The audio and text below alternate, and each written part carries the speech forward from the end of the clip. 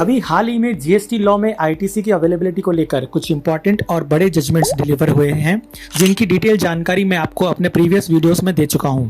ये judgement section 16(4) और section 16(2)(c) को लेकर दिए गए थे। अब इसी कड़ी में आईटीसी क्लेम और उसके प्रूफ को लेकर एक और बड़ा जजमेंट आया है।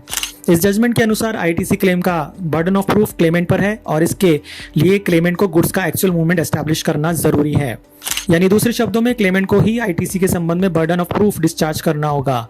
क्या कहता है जजमेंट और क्या है वो एडिशनल डॉक्यूमेंट्स जो कोर्ट के अनुसार आपको अपना आईटीसी क्लेम एस्टैब्लिश करने के लिए सबमिट करने होंगे, आइए जानते हैं मेरे साथ इस वीडियो में। तो बने रहिए इस वीडियो के अंत तक। जिस जजमेंट की मैं बात कर रहा हूं वह इलाहाबाद हाई कोर्ट का जजमेंट है, जो recently Malik traders versus state of UP and others के केस में डिलीवर किया गया है। इस केस में ऑनरेबल हाई कोर्ट ने सेक्शन 16 के अंतर्गत आईटीसी क्लेम किए जाने के संबंध में प्रेस्क्राइब्ड कंडीशंस को रिव्यू किया और हेल्ड किया है कि सेक्शन 16 में दी गई कंडीशंस को फुलफिल करने पर ही आईटीसी का क्लेम दिया जा सकता है। और इन कंडीशंस में एक कंडीशन है गुड्स का एक्चुअल मूवमेंट और रिसीप्ट एस्टैब्लिश किए जाना। यानी अगर क्लेमेंट्स गुड्स के एक्चुअल रिसीप्ट को एस्टैब्लिश करने में नाकाम रहता है तो फिर उसे आईटीसी डिनाई की जा सकती है। कोर्ट ने इस संबंध में विभिन्न डिसीजंस को कंसीडर किया और दोनों पक्षों के आर्ग्यूमेंट्स को हर्ड किया।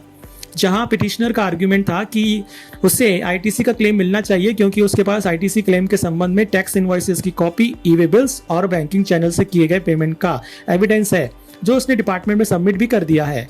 सेलिंग डीलर के डिफॉल्ट के लिए वो लायबल नहीं है और इस संबंध में पिटिशनर ने ऑनरेबल कोलकाता हाई कोर्ट के संचिता कुंडू एंड एलजीडब्ल्यू इंडस्ट्रीज में दिए गए डिसीजंस को कोट किया।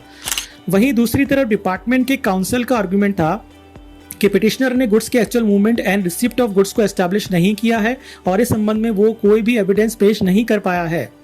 हाई कोर्ट ने ऑनरेबल सुप्रीम कोर्ट द्वारा एकॉम गिल के केस में दिए गए फेमस डिसीजन को रेफर किया और कहा कि इस मामले में ऑनरेबल सुप्रीम कोर्ट ने हेल्ड किया है कि आईटीसी क्लेम करने के लिए बर्डन ऑफ प्रूफ क्लेमेंट को ही डिस्चार्ज करना होगा और सिर्फ ई-वे बिल कॉपी या टैक्स इनवॉइसेस या बैंक स्टेटमेंट्स इस संबंध में इस ओनर्स को डिस्चार्ज नहीं करते हैं और क्लेमेंट को goods receipt note, goods payment note आदि से गुड्स की एक्चुअल रिसीप्ट एस्टैब्लिश करनी होगी।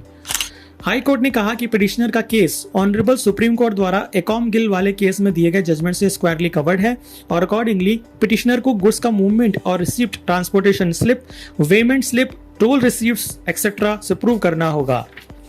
हाई कोर्ट ने पिटिशनर द्वारा कोर्ट किए गए विभिन्न जजमेंट्स को भी डिस्टिंग्विश किया और ये साफ कर दिया कि जीएसटी लॉ में आईटीसी के संबंध में बर्डन ऑफ प्रूफ क्लेमेंट पर ही है और ये बर्डन ऑफ प्रूफ डिस्चार्ज करने के लिए उसे सभी जरूरी डॉक्यूमेंट्स पेश करने होंगे।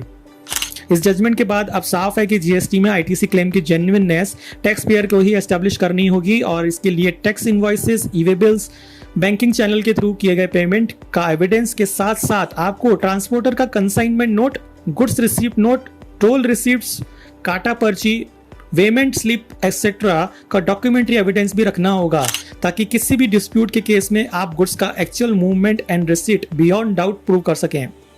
टाइम एंड अगेन आईटीसी को लेकर विभिन्न जजमेंट्स में कोर्ट्स ने ये माना है कि आईटीसी एक कंसेशन या बेनिफिट है जिसे डिपार्टमेंट द्वारा कंडीशंस प्रिस्क्राइब करके रेस्ट्रिक्ट किया जा सकता है और बर्डन ऑफ प्रूफ डिपार्टमेंट को नहीं बल्कि क्लेमेंट को ही डिस्चार्ज करना होगा। तो ये थी जीएसटी से जुड़ी एक और इंपॉर्टेंट जुडिशियल अपडेट। वीडियो को लाइक शेयर करना ना भूलें और चैनल को सब्सक्राइब करके बेल आइकन प्रेस करना ना भूलें। धन्यवाद।